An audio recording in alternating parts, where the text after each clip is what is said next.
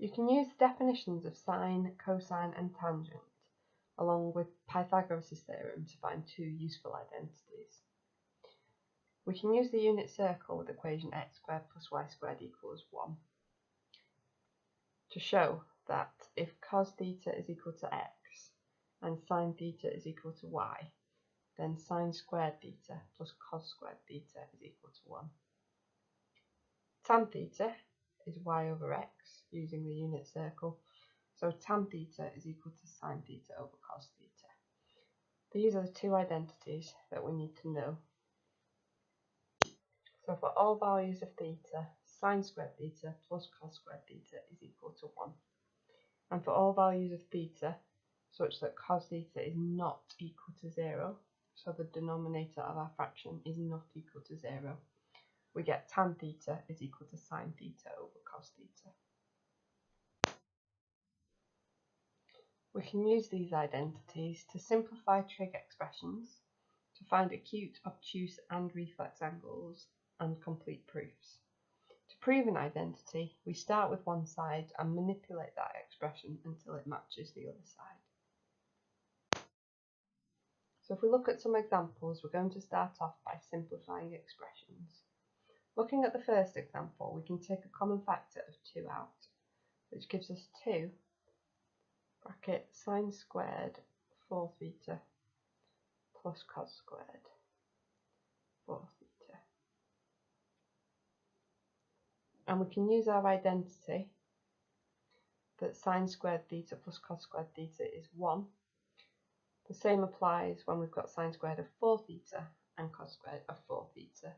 As long as the angle is the same on both the functions sine and cos, then the identity is true. So we can replace sine squared 4 theta plus cos squared 4 theta with 1, which just gives us 2 times 1, which is equal to 2. The second example is slightly harder. So to start off with, I'm going to write down our identity cos squared theta plus sine squared theta is equal to 1. And I'm going to replace cos squared theta. So to replace cos squared theta, we can rearrange our identity to get cos squared theta is equal to 1 minus sine squared theta, which we can then substitute in. So our equation becomes 6 bracket cos squared theta, I'm replacing with 1 minus sine squared theta minus 6. And if we expand our bracket, we get 6 minus 6 sine squared theta minus 6, which simply gives us minus 6 sine squared theta.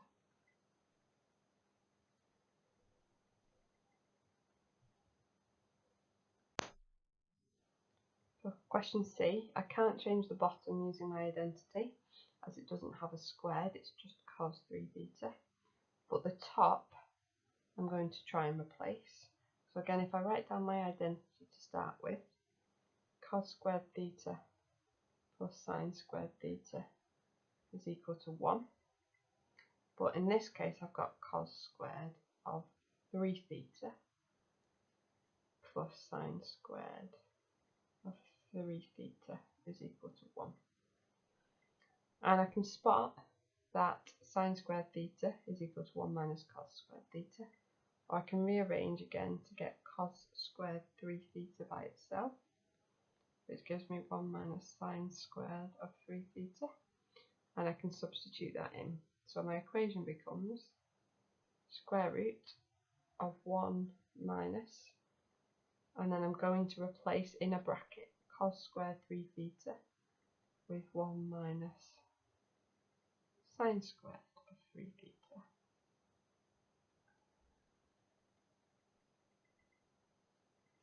So all I've done at this point is replaced cos squared 3 theta with 1 minus sine squared 3 theta. I can then expand the top of my fraction. So I get 1 minus 1 plus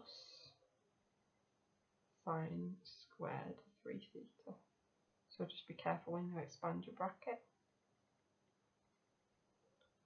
All of cos 3 theta, which simplifies to the square root of sine squared 3 theta over cos 3 theta,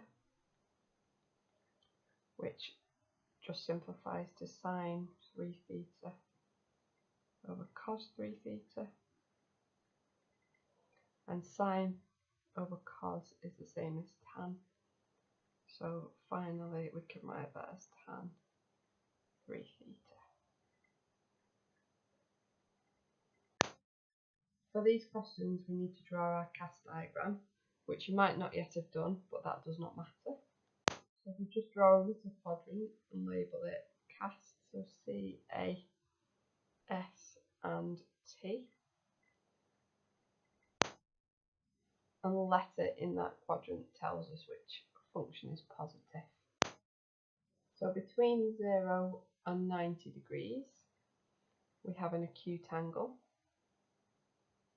and all of our trig functions, so A stands for all of our trig functions are positive. Between 90 and 180 degrees we have obtuse angles, and only sine, so S stands for sine, is positive. Between 180 and 270 degrees we have reflex angle, and tan is positive. And between 270 and 360 we also have a reflex angle, but at this point only cos is positive. In these regions all of the other functions are negative. So if we look at the first example, we have to use our identity to help us do these questions. So firstly I'm going to write down our identity. Sine squared theta plus cos squared theta is equal to 1. We're given cos theta in the question, so we can substitute that in. So sine squared theta is equal to, instead of cos squared theta, I'm going to write 4 over 5 all squared is equal to 1. And this means I can rearrange that equation to find sine squared theta. So firstly I will expand that bracket, so sine squared theta, square the top and square the bottom, so plus 16 over 25 is equal to 1, which gives me sine squared theta is equal to 1 minus 16 over 25, which is 9 over 25. I can now square root, so sine theta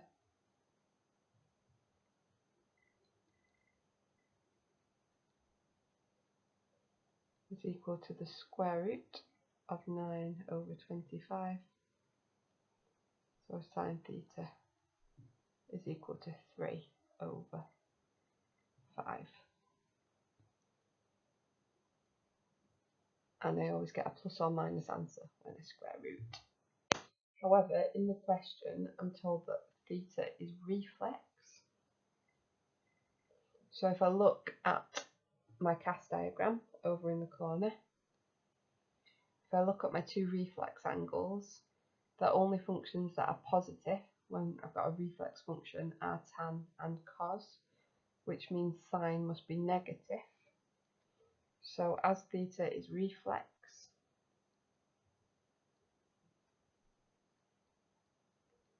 sine must be negative, so the answer that I need is sine theta is equal to minus 3 over 5. I can do the same for the second example. So again, the first thing that I'll write down is my identity. So sine squared theta plus cos squared theta is equal to 1. This time I'm told sine alpha is equal to 3 over 5. So I can replace sine squared theta with 3 over 4 squared plus cos squared, and I'm going to change that to alpha because the question is alpha, not theta, is equal to 1.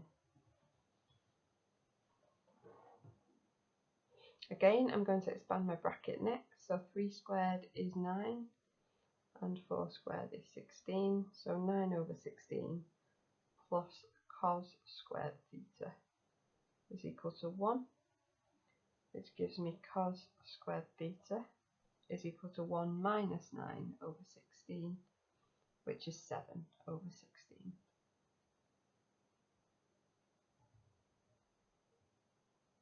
Again, I can then square root, so cos theta is equal to plus or minus root 7 over 16, which I can simplify to plus or minus root 7 over 4.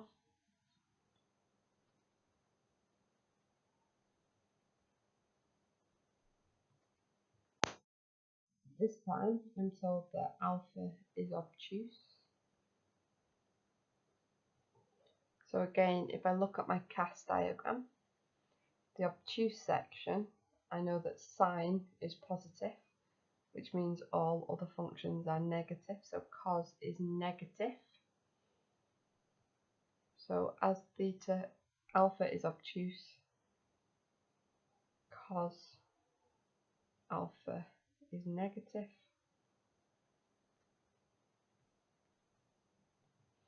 which means cos alpha must be equal to minus root 7 over 4. We're now going to look at proving some identities. So when we prove identities, we start with one side and we'll manipulate it so it equals the other. The trick is deciding which side to start with, and there are a set of rules to follow. Generally, if you've got two terms with an add in, you start on that side. So on the first question, I'm going to start with the left-hand side. It is equal to tan theta plus 1 over tan theta. Okay, and now I'm going to manipulate that expression until it equals the other side. And to do so, I'm going to use my identities. So tan I can replace with sine theta over cos theta, and 1 over tan is the same as 1 over sine theta over cos theta. But if I divide by a fraction, it's the same as timesing by the reciprocal. So that gives me sine theta over cos theta plus, so 1 times cos theta over sine theta gives me cos theta over sine theta. So all I've done is times by the reciprocal, times 1 by the reciprocal of sine theta over cos theta. And now I've got a fraction, so I want a common denominator. So I'm going to cross multiply. And doing this gives me sine squared theta. So my first term times the bottom of my other fraction. Plus the top of my second fraction times by the bottom of my first fraction. All over the product of the bottom of my fractions, so cos theta, sine theta.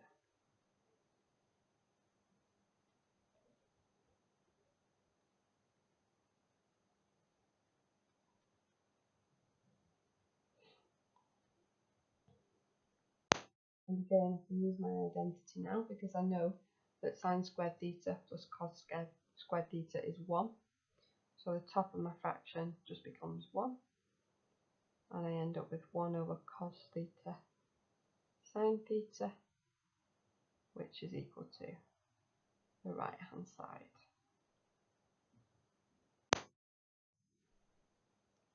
Again, with this second question, the trick is spotting which side to start with.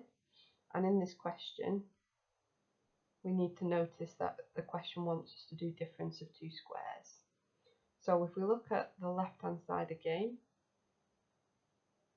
as that's got the higher powers, so we can write down what the left hand side equals, and we can factorise this using difference of two squares. So cos squared x minus sine squared x cos squared x plus sine squared x. And we know again using our identity that cos squared x plus sine squared x is equal to 1. So our first bracket stays as it is, and our second bracket we can replace with 1, which simply gives us cos squared x minus sine squared x, which is equal to the right hand side. So this last example is harder, but it requires us again to use our identities, and the reason why is because we're given two terms that contain sine and cos, and we're asked to show that it equals something without sine or cos, and in order to do this we need to use our identity. So again, the identity that connects sine and cos is sine squared theta plus cos squared theta is equal to 1. So if we can replace sine theta and cos theta by something in terms of numbers or letters, then we can eliminate these and hopefully end up with the correct answer. So first of all, we'll start with p is equal to 4 cos theta, and we need to rearrange this to get cos theta by itself. So if we divide both sides by 4, we end up with cos theta is equal to p over 4. We can do the same with q, so q is equal to 3 sine theta, and we need to get sine theta on its own, so sine theta is equal to q over 3. Now we've got both of these in terms of sine and cos, we can substitute them into our identity. So instead of writing sine theta squared, I'm going to write q over 3 squared, and instead of writing cos theta squared, I'm going to write p over 4 squared, and I know that that is equal to 1.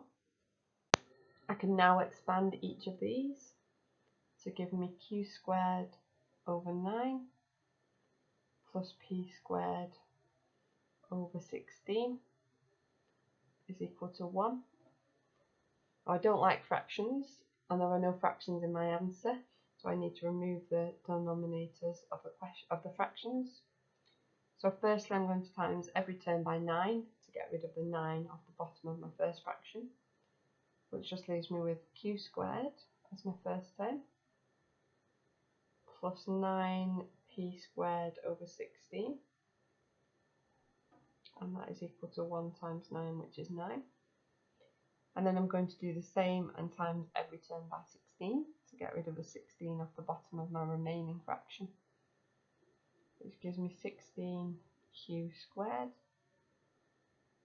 plus 9p squared, and that is equal to 9 times 16, which is 144.